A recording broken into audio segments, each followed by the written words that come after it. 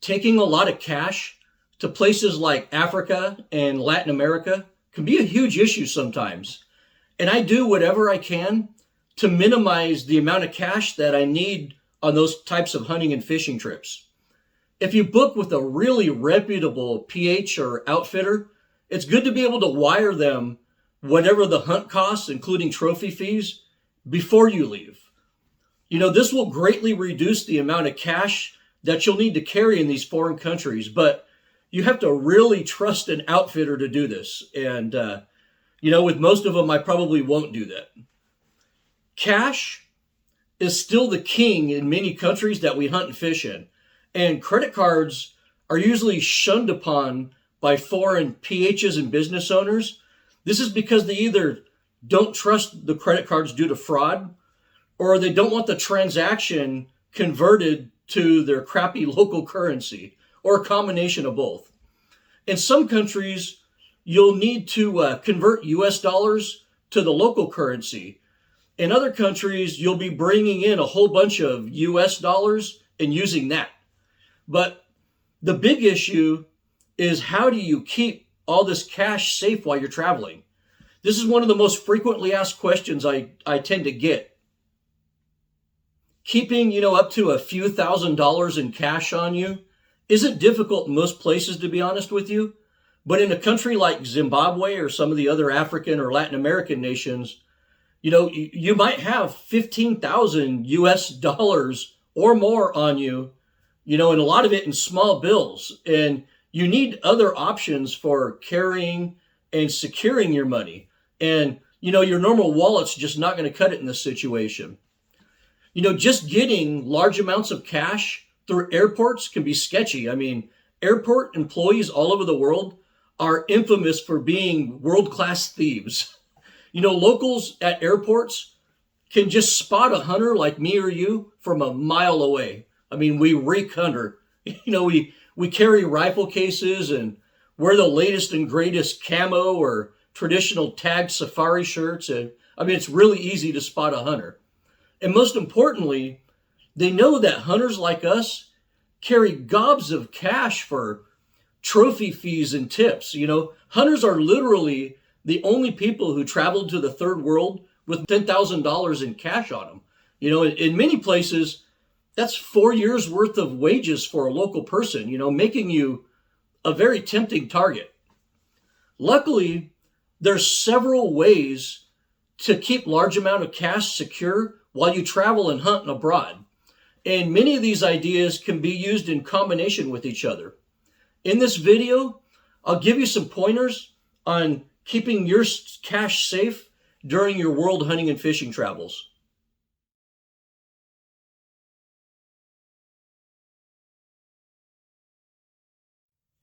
Money belts and wallets are classic cash carrying methods, as timeless as international travel itself. Usually, smaller amounts of cash are kept in your wallet or in your pants pocket, and large bills are packed neatly into some form of concealed money belt. Unfortunately, the money belt doesn't carry enough cash for a hunter to leave tips and pay trophy fees.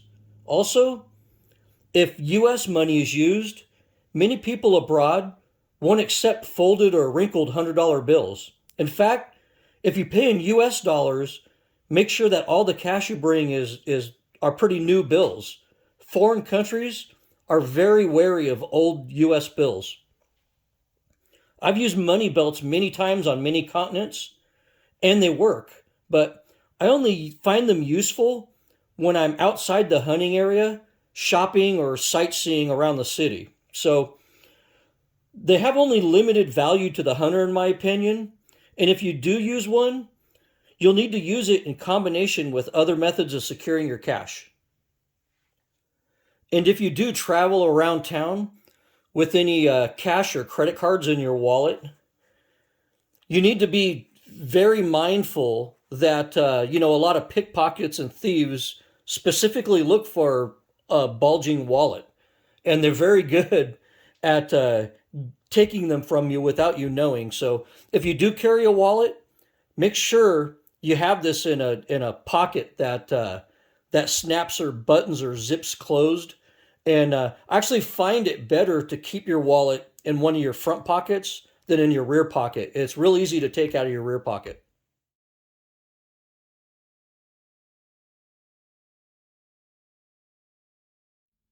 I learned the hard way in my travels to resist the urge to leave a lot of money in your room if you can avoid it. You know, your room is literally the worst place to leave cash unsecure while you're out hunting, fishing, or sightseeing.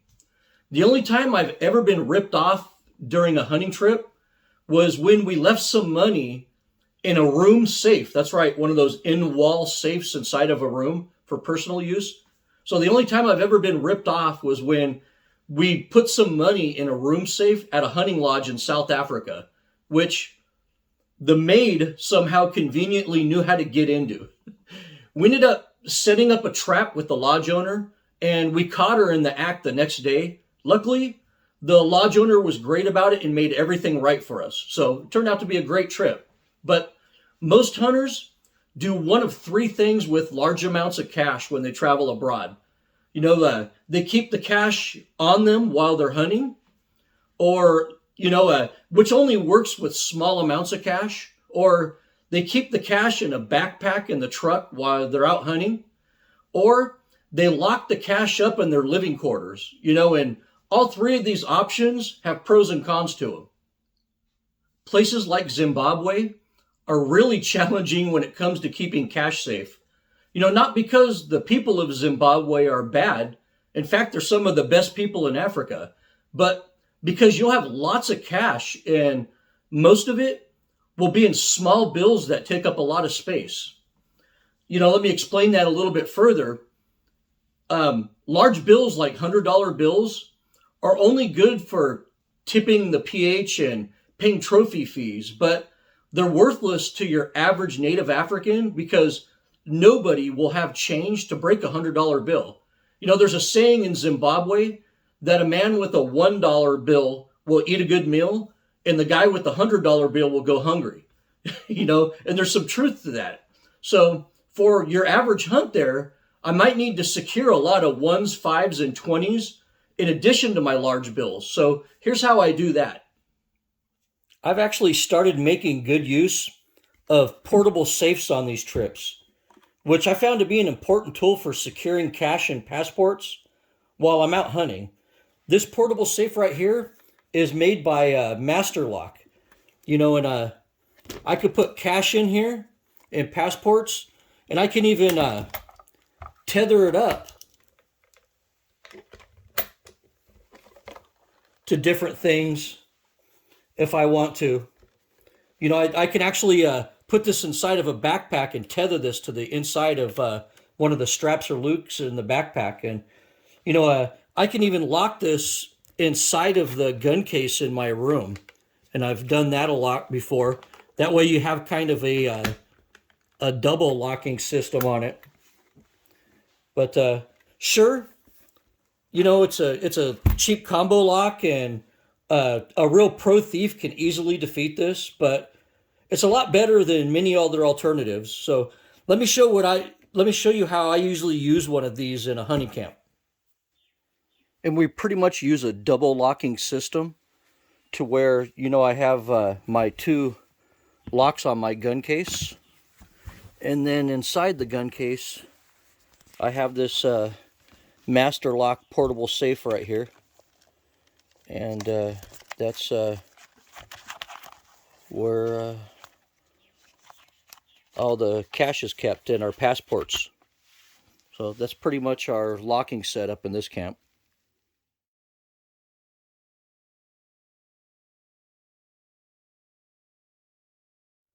Sometimes, when I'm out in the wild hunting or sightseeing or doing anything like that, and I don't take a ton of cash with me, a lot of times I'll use this little pouch on my belt while I'm out hunting. If you watch my preparing for a buffalo hunt video, you'll recognize this as my go bag. It holds my credit cards, cash, my passport in it, some first aid items, and ensures that those items are always with me in my direct control.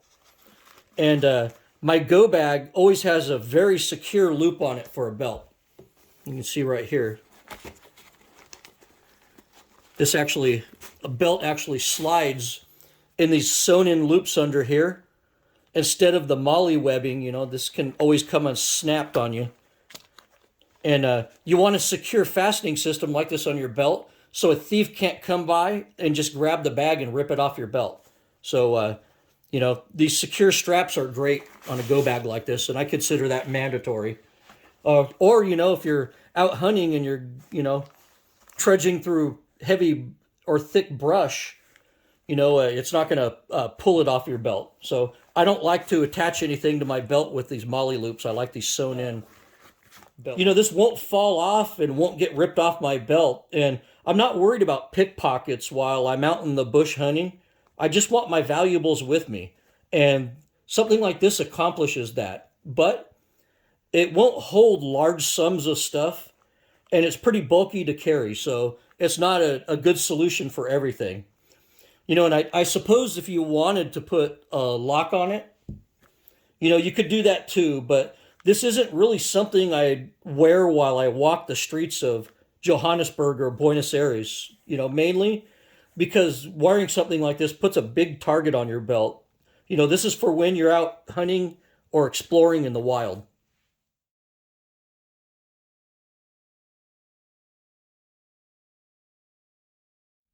And your hunting and fishing camp isn't even your biggest worry on a trip like this. Big public places, particularly big cities, pose a huge risk hazard for theft or robbery while you're out and about. If you're victimized while traveling abroad, it's most likely to happen in a big city. And it's most likely happened because you set yourself up for victimhood.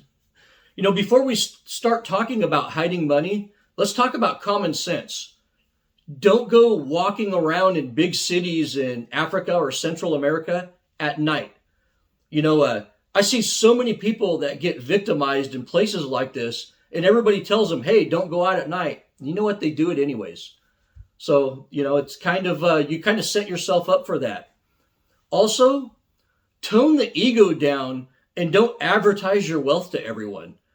Keep your gaudy jewelry, Rolex watches, and $500 shoes at home. When we travel to many places, my wife even wears a plain costume jewelry fake wedding ring instead of her real one so she doesn't draw attention to herself. Projecting wealth in places like this is a horrible mistake. Thieves always do kind of a risk reward analysis before committing a crime. So by you looking like you're wealthy, it makes the possibility of a reward worth the risk, and outside of these common sense precautions that I just discussed, there's also many ways to hide money on you without drawing unwanted attention to yourself. When a lot of guys are in foreign countries out and about in public places, they like to use a neck stash to carry their money and passport and credit cards and everything.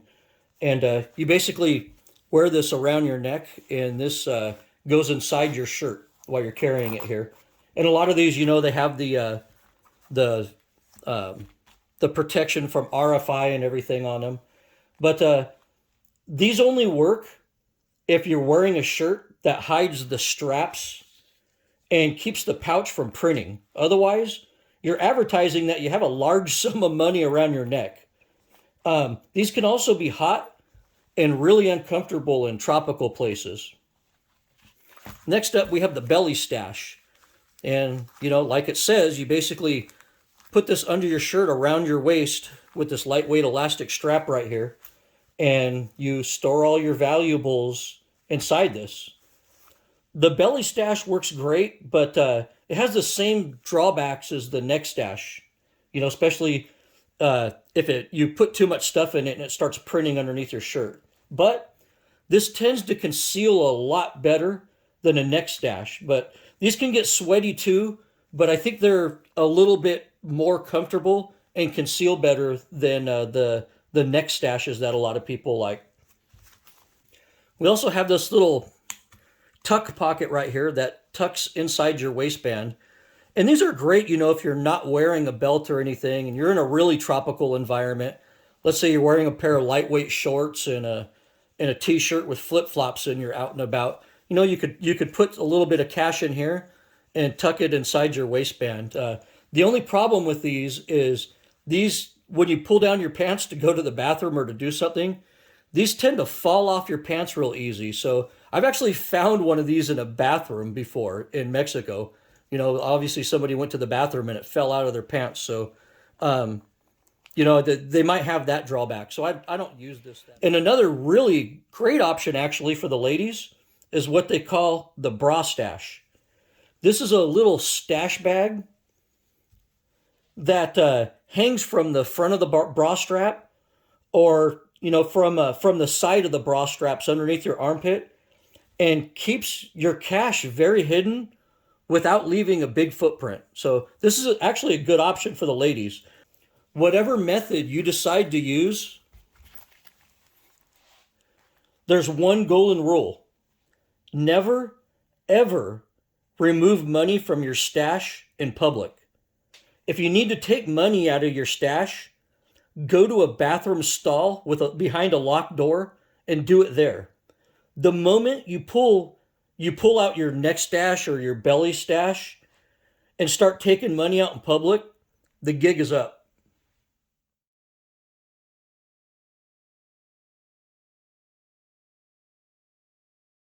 And there's other options for securing your cash as well. One of those other options is that if your PH or outfitter, they might have a dedicated safe in their office or in their sleeping quarters or something like that at camp or at the lodge where you could store the bulk of your cash. But once again, you need to have a lot of trust and faith in that individual to go that route. So, I'm not telling you to jump into that route with both feet. You have to really know the guy before you're willing to do something like that. And lastly, many people use what they call hidden in plain sight objects, like this water bottle right here. Store a whole bunch of cash inside of that. And it even functions as a water bottle. You can put some dark fluids or something in there and they can't see the bottom of it. And, this will pass as your standard water bottle that a lot of people carry, even on vacation these days. Hairbrush, your wife's always carrying a hairbrush. You can use these as a stash. So there's a lot of different types of hidden in plain sight objects that you can use. But I'll also warn you that many thieves are onto these types of things, especially, the people who clean hotel rooms for a living.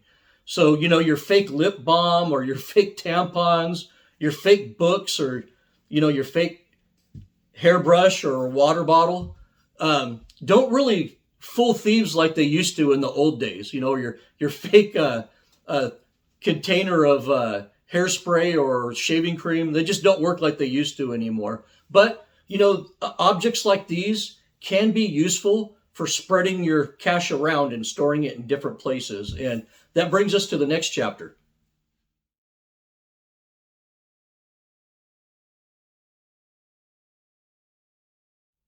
You've probably heard that old saying, don't put all your eggs in one basket. Well, sometimes it's good not to put all your cash in one pocket. Spreading your cash around is often a good tactic for protecting your money in high-risk situations.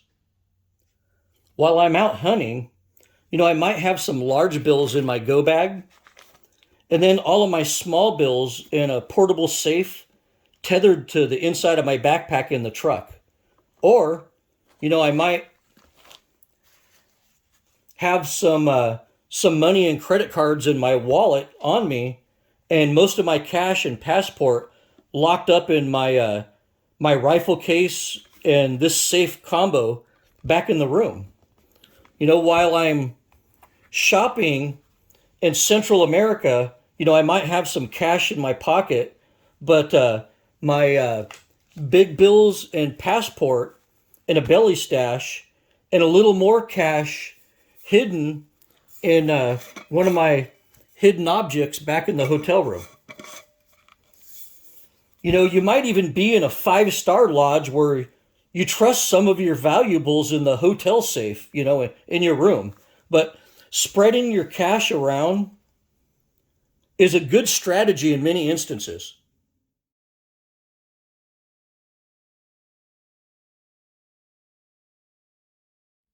Keeping your cash safe on international hunting and fishing trips can be a really frustrating task, you know, depending on how much cash you need to take with you. But in the end, you're playing a cat and mouse game with the thieves, and that's what it boils down to. The best solution by far is to just limit the amount of cash that you need to take in the first place. But this is easy in some countries, and it's almost impossible in other countries.